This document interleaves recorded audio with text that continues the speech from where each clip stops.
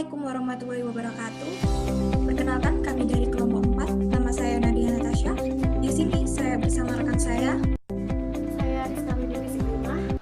Di sini kami akan membahas tentang manusia dan peradaban di era new normal.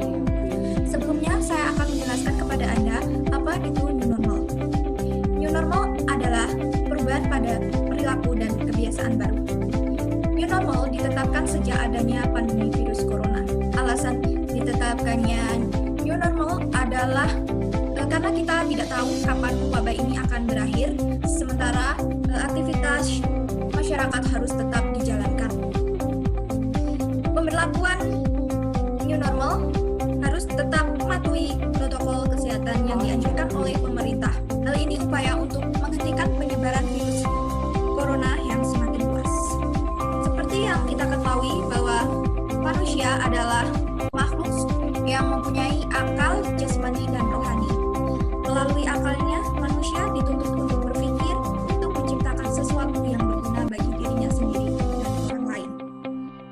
Manusia melalui jasmaninya dituntut untuk menggunakan jasmaninya dalam berperilaku yang tidak melanggar peraturan dan norma-norma yang berlaku di masyarakat. Sedangkan manusia melalui rohaninya dituntut untuk dapat mengolah rohaninya dengan cara beribadah sesuai dengan agama dan kepercayaan yang dianutnya. Kemudian, manusia dan peradaban mempunyai hubungan yang sangat erat. Dari peradaban menimbulkan perubahan yang negatif pada kehidupan sosial.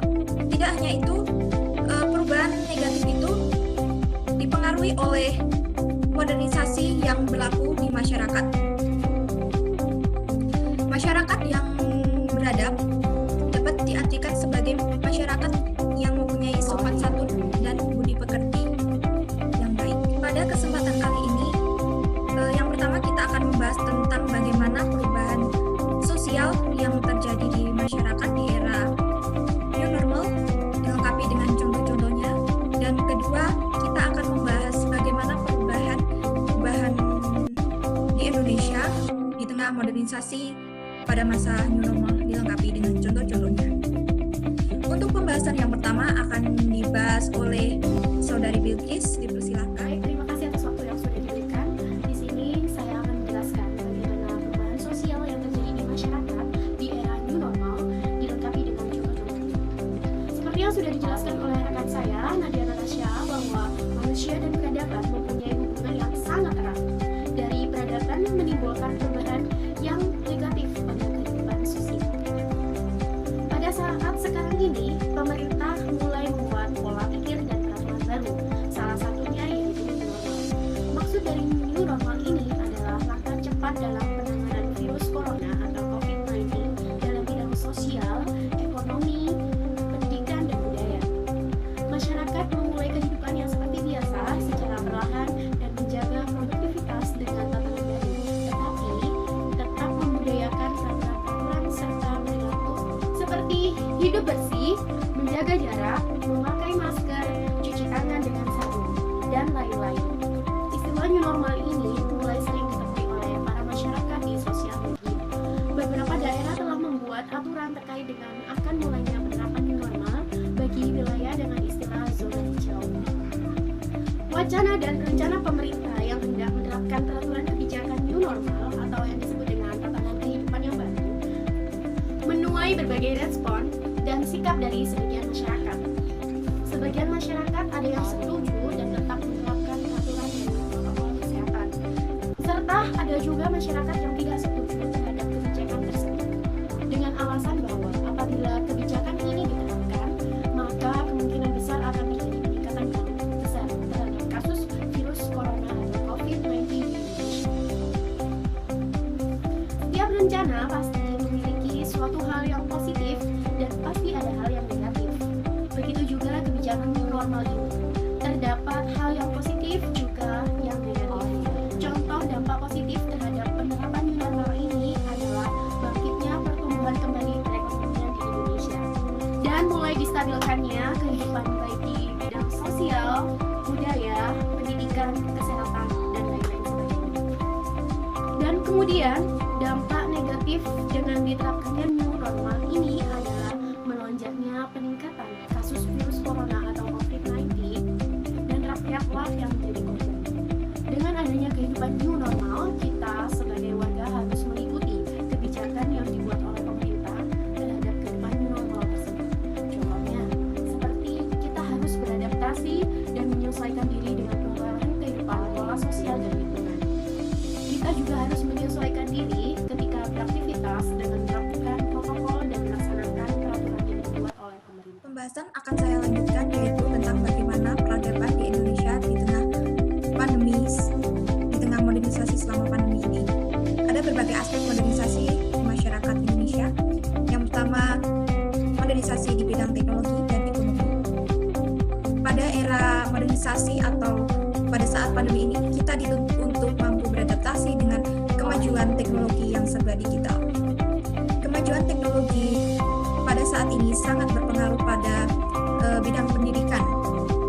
Contohnya pembelajaran online sebagai ganti tatap muka di kelas, lalu pembimbingan akademik, lalu pertemuan formal dalam seminar dan lain sebagainya.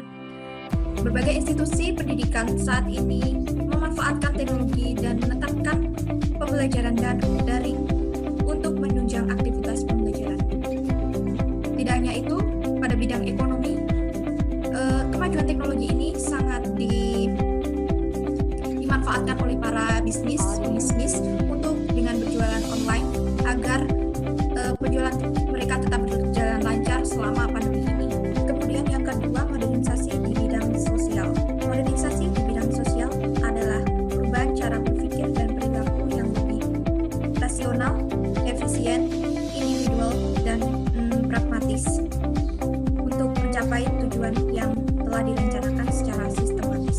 Bahan ini contohnya manusia yang sedang melakukan aktivitas dengan mematuhi protokol kesehatan, yaitu dengan cara social distancing, lalu mencuci tangan, menggunakan hand sanitizer, dan menggunakan masker ketika hendak bepergian.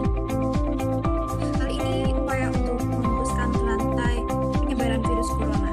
Dari contoh tersebut, kita dapat menyimpulkan bahwa cara berpikir manusia pada saat ini berbeda dengan sebelum adanya corona. Selanjutnya, modernisasi di bidang politik. Modernisasi sistem politik merupakan suatu sistem yang dijadikan keanekaragaman untuk melaksanakan tujuan-tujuan yang oleh masyarakat dianggap merupakan kepentingan umum. Hal itu dapat dilihat dasar umumnya organisasi-organisasi untuk tujuan politik. Antara lain, lembaga perwakilan, pembuatan undang-undang, pelaksanaan keputusan, dan pemeliharaan sistem politik. Contoh nyata pada saat pandemi ini telah digegerkan bahwa pemerintah dan parlemen dinilai telah mengambil kesempatan di tengah kesulitan karena membahas dan berencana mengesahkan RUU Omnibus Law Cipta Kerja. Padahal kalangan buruh dan koalisasi masyarakat sipil menolak keras RUU tersebut. Kemudian nomor 4 yaitu modernisasi di bidang agama dan kepercayaan. Dalam pengertian umum, modernisasi budaya material adalah gejala kemajuan dan produk benda seni budaya dari tradisi menjadi lebih modern, sedangkan modernisasi budaya ideal merupakan perubahan-perubahan cara berpikir manusia dan berpikir mistik dan religius menjadi berpikir rasional dan sekuler. Baik, kali ini saya akan menyampaikan kesimpulan dan saran dari kelompok 4 dengan materi tentang manusia dan peradaban di era new normal. Kesimpulannya adalah manusia dan peradaban mempunyai hubungan yang sangat erat karena di antara keduanya saling mendukung untuk menciptakan suatu kehidupan yang sesuai kodratnya. Manusia yang beradab adalah masyarakat yang mempunyai sopan santun dan kebaikan budi pekerti. Manusia dan peradaban terkait dengan new normal membawa perubahan pada perilaku dan kebiasaan baru terhadap masyarakat. Sedangkan modernisasi sendiri adalah sebuah bentuk transformasi dari keadaan yang kurang maju atau kurang berkembang ke arah yang lebih baik dengan harapan akan mencapai kehidupan masyarakat yang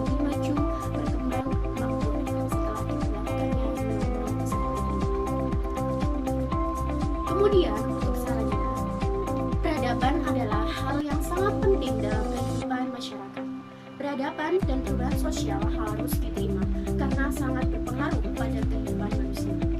Modernisasi yang masuk pada lingkungan kita pasti membawa dampak positif maupun negatif. Oleh karena itu, saya menyarankan agar peradaban di tengah modernisasi membawa dampak yang positif untuk memajukan masyarakat ke arah yang lebih maju.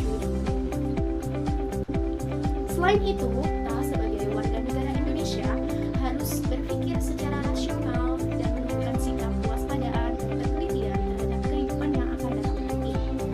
Kita harus pandai memilah mana yang baik dan juga mana yang buruk dalam menjalankan kehidupan.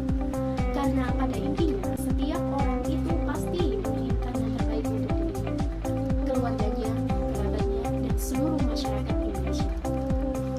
Mari sama-sama kita jaga kesehatan dengan cara menjalankan protokol dan peraturan seperti mencuci tangan dengan sabun, memakai masker, menjaga jarak, dan jangan keluar rumah kecuali ada hal yang penting. Semangat dalam menjalankan kehidupan dan jaga kesehatan untuk kebaikan hidup di masa depan. Demikian penjelasan materi yang dapat kami sampaikan. Kurang lebihnya kami mohon maaf. Saya Rizka Mebi Rizkima dan rekan saya Nadia Natasha. pamit undur diri. Sekian dan terima kasih. Wassalamualaikum warahmatullahi wabarakatuh.